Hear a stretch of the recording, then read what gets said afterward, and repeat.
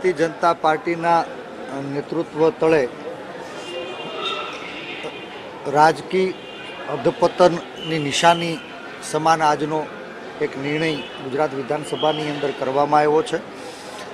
તલાળાના ધારાસભ્યો, કોંગ્રેસ પક્ષના વરિષ્ઠ આગેવાન, આહિર સમાજના અગ્રણી એવા ભગાભાઈ બારડ તલાળાથી ગુજરાત વિધાનસભામાં તેઓ પ્રતિનિધિત્વ કરી રહ્યા છે। 1995ના એક કેસ તળે નીચલી કોર્ટમાં 1લી તારીખે એમને 2 વર્ષ કરતાં વધુની સજા ફરમાવી અને એ સજા તુરત ને તુરત ભગાભાઈને જામીન આપી અને 30 દિવસ માટે મોકૂફ રાખવામાં આવી હતી અને આવતા 30 દિવસ સુધી એ નિર્ણયથી નારાજ હોય તો ઉપલી કોર્ટમાં અપીલ કરવા માટેની મંજૂરી આપી હતી। ત્યારે એક પણ દિવસ એ સજાની અમલવારી ધારાસભ્યશ્રી ઉપર નથી થઈ। એમને નિષ્પક્ષતા સાબિત કરવા માટેનો પૂરતો અવસર કોર્ટે આપ્યો હતો। એમ છતાં ભારતીય જનતા પાર્ટીના નેતૃત્વએ પોતાના પગ તળેથી રાજકીય જમીન ખસી રહી છે ત્યારે જૂનાગઢ લોકસભામાં ભારતીય જનતા પાર્ટી પાસે સમ ખાવા પૂરતો એક પણ ધારાસભ્ય નથી અને આવતી લોકસભાની ચૂંટણીમાં જૂનાગઢ સહિત સમગ્ર ગુજરાતમાંથી ભારતીય જનતા પાર્ટીને બગાડવાનો ગુજરાતીઓએ નિર્ણય કર્યો છે।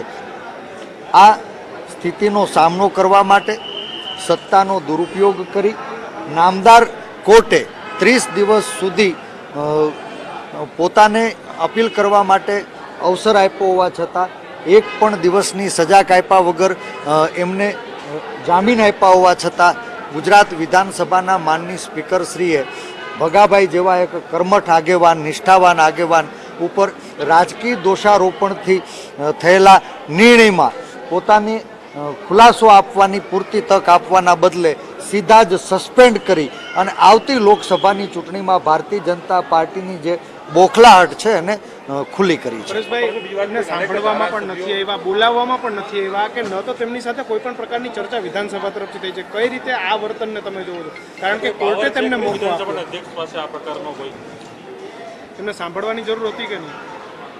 ભગાભાઈ બારડ એક નિષ્ઠાવાન આગેવાન છે, કર્મઠ કાર્યકર્તા છે, વરિષ્ઠ આગેવાન છે, ન્યાયપાલિકા ઉપર સંપૂર્ણ વિશ્વાસ ધરાવે છે અને 1995માં એક કેસ કે જેમાં એનું પોતાનું પ્રથમદર્શી રીતે નામ પણ નહોતું, એના ઉપર રાજકીય વેર વાળવા માટે થઈને ખોટો કઠલો કેસ ચલાવવામાં આવ્યો અને એ કેસમાં ક્યાંક નીચલી કોર્ટે એને 2 વર્ષ કરતાં વધુના શંકાના આધારે ગુનેગાર સાબિત કરી અને એમને અપીલ માટે થઈને 1 મહિના જેટલો વધારાનો સમય આપવામાં આવ્યો હતો। જે દિવસે નામદાર કોર્ટે સજા ફરમાવવાનો નિર્ણય કર્યો એ જ દિવસે ભગાભાઈને 1 કલાકની પણ સજા ભોગવા સિવાય તરત જામીન આપવામાં આવ્યા અને એમને પોતાનો પક્ષ ઉપલી કોર્ટમાં રાખવા માટે થઈને વધુ 30 દિવસ સુધી એ સજા સસ્પેન્ડ કરવામાં આવી હતી। ભગાભાઈ ન્યાયિક કાર્યવાહી કરવામાં વ્યસ્ત હતા।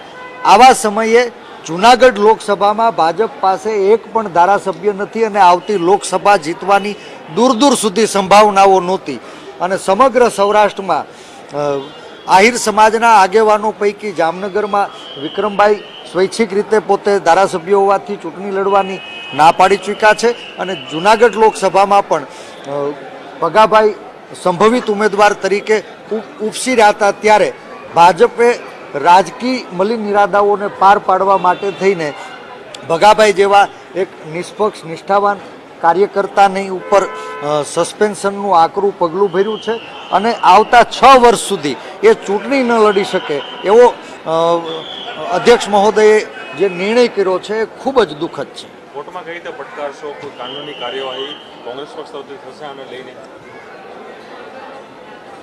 અંગ્રેજોની ગુલામીની જંજીરો તોડી અને દેશમાં સંવિધાનના રસ્તે અધિકારની યાત્રાને આગળ ધપાવનારી કોંગ્રેસ પાર્ટી અને એના નેતૃત્વને ન્યાયપાલિકા ઉપર સંપૂર્ણ વિશ્વાસ છે।